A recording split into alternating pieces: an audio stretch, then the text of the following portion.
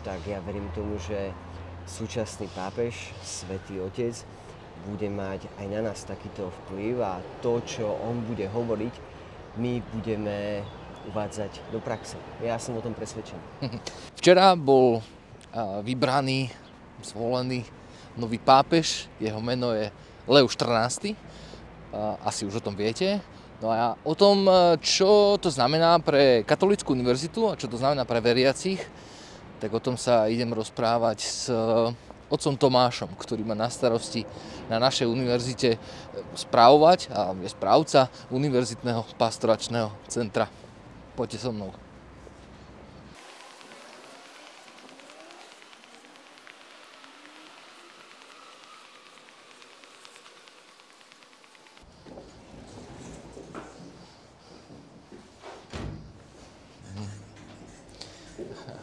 OK. Tak sa takto nedostaneme. Musíme ísť naokolo.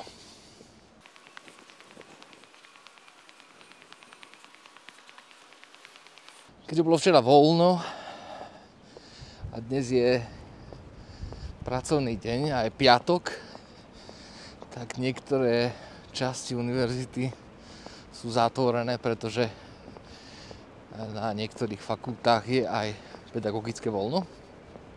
No tak občas býva, že keď je sviatok a keď sa nejde do školy a vychádza to tak, že piatok je potom normálny pracovný deň, tak dekáni zvyknú dať aj dekánske voľno, aby sa študenti, povedzme, ktorí cestujú z veľkej diaľky, nemuseli vrácať do školy len kvôli tomu, že aby si absolvovali jeden deň.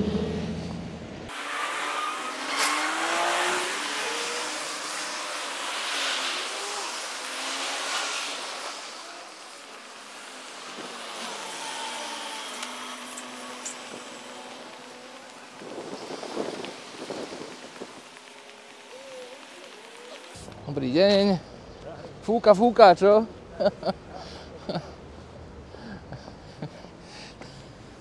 Ak ste náhodou niekedy boli u nás, tak viete veľmi dobre, že pred pedagogickou fakultou, ktorá tvorí taký vstupný portál do celej univerzity, stojí aj socha Jana Pavla II., niekdajšieho pápeža. A presne ku tejto soche sa idem snažiť dostať aj otca Tomáša. Dúfam, že sa mi to podarí.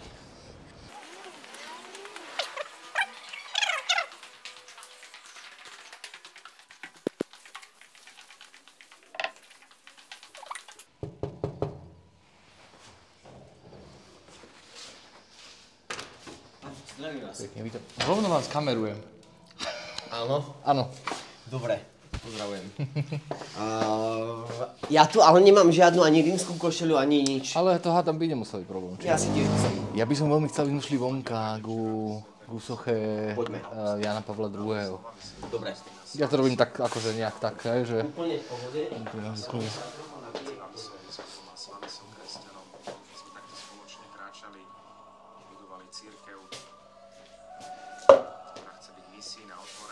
Toto bude nové logo UPC.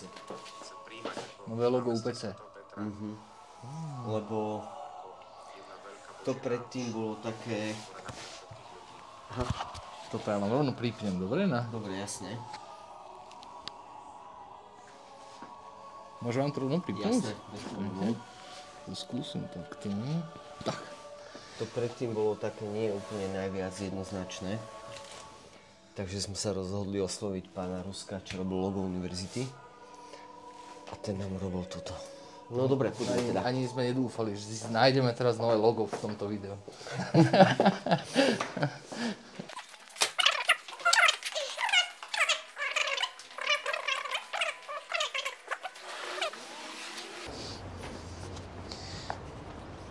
Páter Tomáš je správcom Univerzitného pastoračného centra.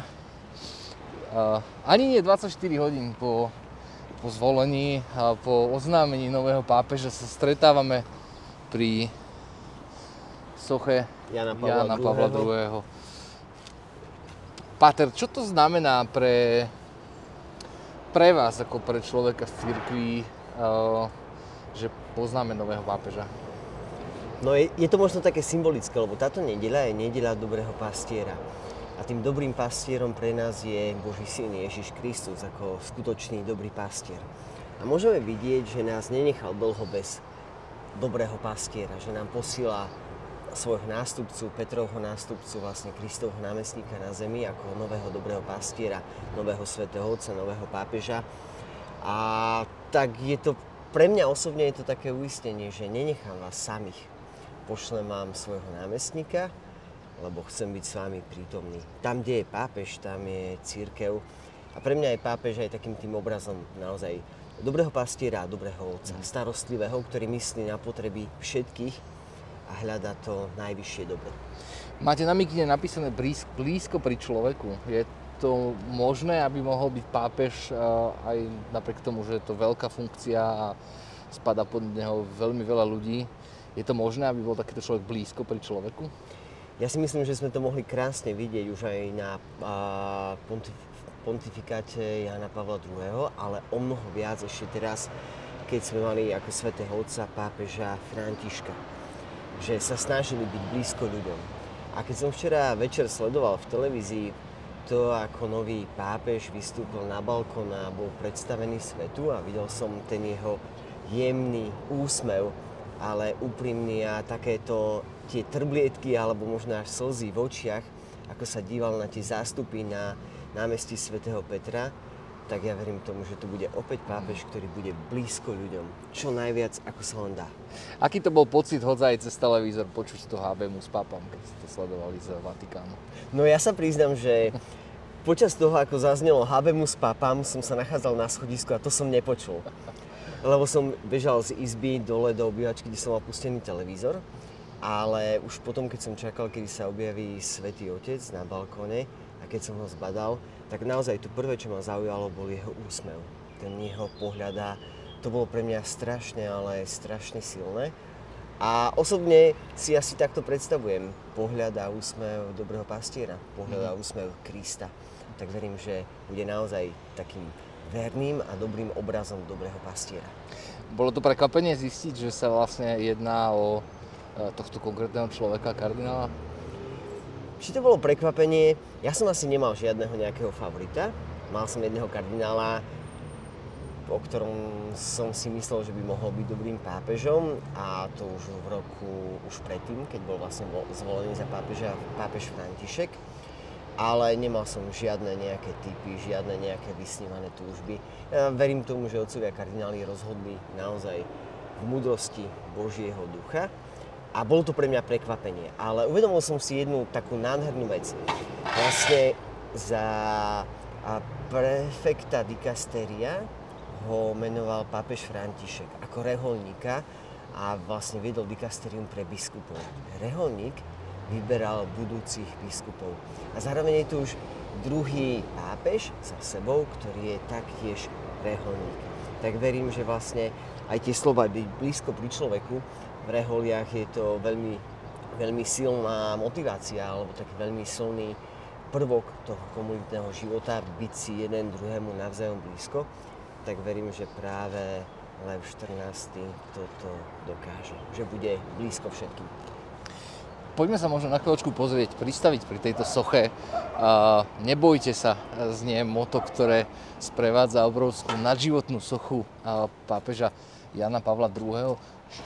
Čo to pre univerzitu vlastne znamená mať pápeža? Mať pápeža ako sochu pred nie. budovou? Nie, ale ako môže taký pápežský funkcionár, ak to takto smiem nazvať, ako môže zasiahnuť do univerzitného života? Ako to môže ovplyvňovať? No, ak by sme sa pozreli na predchádzajúceho pápeža, ktorý niesol podobné meno ako má terajší, tak on vychádzal aj z akademického prostredia, ale hlavne priniesol mnohé veľmi zaujímavé a dôležité prvky. To jeho dielo, encyklika Rerum Novarum a vlastne vplyv na to sociálne učenie cirkvi bol enormný. A práve aj Katolícka univerzita by mala byť tou inštitúciou, ktorá prináša aplikovanie učenia cirkvi do života nás veriacich, ktorá k tomu vedie a dáva tomu dôležitosť, ale aj váhu. nielen takú tú duchovnú alebo spirituálnu, ale aj tú akademickú, tak ja verím tomu, že súčasný pápež, Svätý Otec, bude mať aj na nás takýto vplyv a to, čo on bude hovoriť, my budeme uvádzať do praxe. Ja som o tom presvedčený. No, ostáva nám držať mu palce. A modliť sa za ňo. Presne tak. Ďakujem, Tomáš. Je piatok, prajem pekný víkend. Požehnaný víkend všetkým. A vy nezabudnite, ak študujete na Katolíckej univerzite, tak Univerzitné pastoračné centrum je to miesto, kde vás radi privítajú, radi uvidia. A čakáme vás každý deň. Dokonca aj vtedy, keď je dekánske voľno. My sme tu a čakáme na vás.